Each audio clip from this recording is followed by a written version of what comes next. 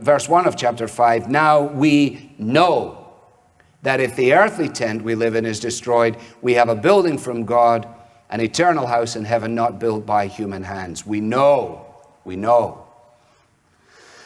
The Christian faith engages our minds. This is something that we have to keep reminding ourselves of so that we don't allow our minds to fossilize and that we continue to be sharpened and to make progress. I was at a church in California just a few weeks ago now, back in August, I think it was, time flies. And I went there, I had a Sunday free, and I was staying with friends, and I went down to the church, and I was excited because I get to go now, and I don't have to do anything at all except do whatever they tell me to do. And so I sat there and I waited for it to begin.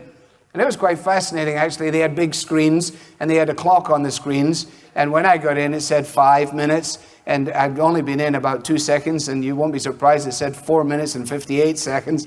And then it counted down, and eventually when it counted down, 10, 9, 8, 7, 6, and just right on the moment of time, the band began, and I was waiting for David Letterman at that point. Anybody, I didn't know what was going to happen next. And then eventually the band did what it did, and then the person who was to lead the praise, his opening gambit was this.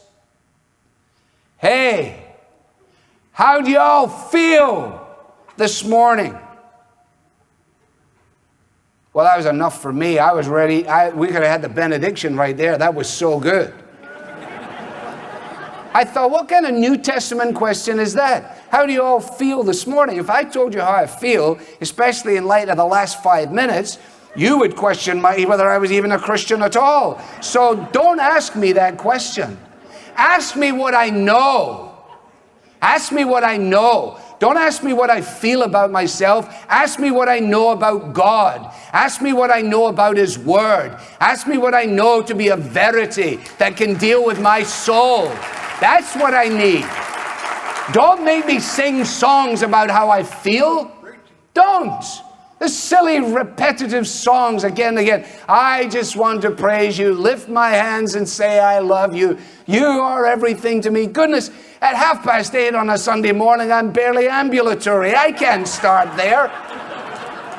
And you want me to say that? I just kicked the dog, and I don't even have a dog. I got argued with someone because they took my parking space. I never had spilled my coffee. I didn't read my Bible. I'm a miserable wretch. And now you want me to start here. How do you feel? I feel rotten. That's how I feel. What do you got for me? The answer, nothing. I got nothing for you. That's why you have to get yourself under the control of the Scriptures. That's why it is what we know, the verities of the Scriptures, which then fuel our hearts and our emotions and lead us on.